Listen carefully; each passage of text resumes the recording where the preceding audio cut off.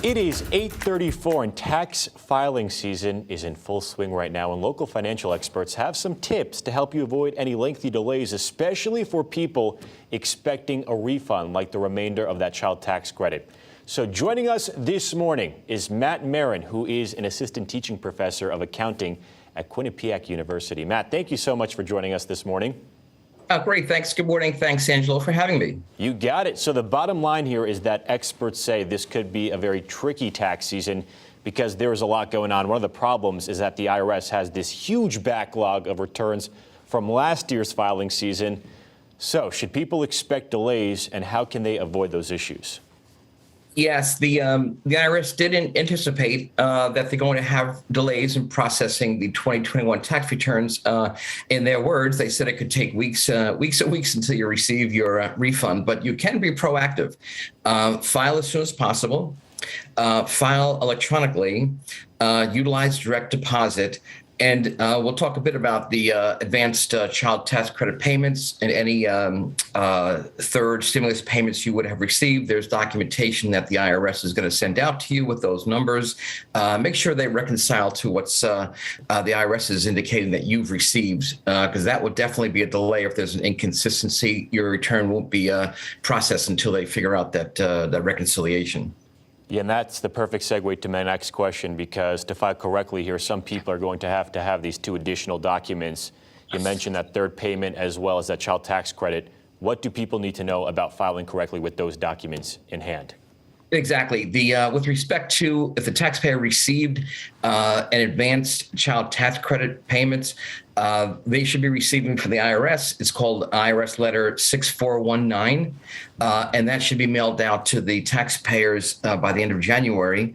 And if you received a third economic impact payment, you should be receiving what's referred to as Notice 1444C, which would indicate how much was paid to you with respect to that third economic impact payment. And for people who maybe have not been on top of this, is there a way for people to find out just how much they receive from that third check or that child tax credit in that regard? Yeah. Yes, I would highly suggest that taxpayers can utilize the IRS website, irs.gov. And with respect to the advanced child tax credit, just go to the section that says view your child tax credit payments. That'll indicate how much was paid to you by the IRS. And also with respect to the third economic impact payment, again, highly recommend using the IRS website, irs.gov, and you'll be going to get your economic payment status. So those are two big changes. Another big change this year is that unemployment payments are going to be taxed, unlike in 2020. How is that going to affect people? Yeah, that'll have a very detrimental impact. Right. In 2020, unemployment compensation was included in income, but there was an exclusion for the first 10,200. But for 2021, that exclusion is no longer applicable. So all the unemployment compensation received by the taxpayer is going to be included in income. Yeah, so I think all this information basically just highlights the fact that this is going to be a tricky tax season, but there are resources available to help out people navigate all this stuff. Can you talk about the VITA program? Sure. The program represents volunteer income tax assistance. The VITA program, it's a program under the umbrella of the Internal Revenue Service that offers free tax return preparation to qualified lower income taxpayers. These returns are prepared by volunteers. They're IRS certified, which means that they would have needed to pass at least 3 IRS tax law training exams. We at Quinnipiac, this will be our 8th year of volunteering in the VITA program. We have an association with the ML Keefe Community Center in Hamden. We'll be using the remote tax return preparation this year with the drop-off pickup at the Keefe Center.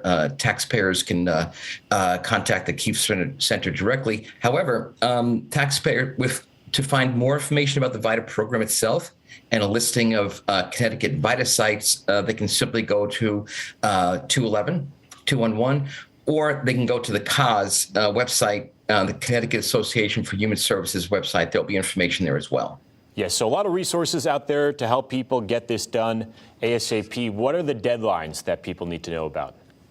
This year, the deadline for filing tax returns is actually Monday, April 18th. The 15th is a Friday. That's in Washington, D.C. Emancipation Day is observed, so that moves the tax date forward. The due date can't be on a weekend day. So this year, have a few extra days. The due date would be Monday, April 18th, and Connecticut is going to have tax returns due on that day as well.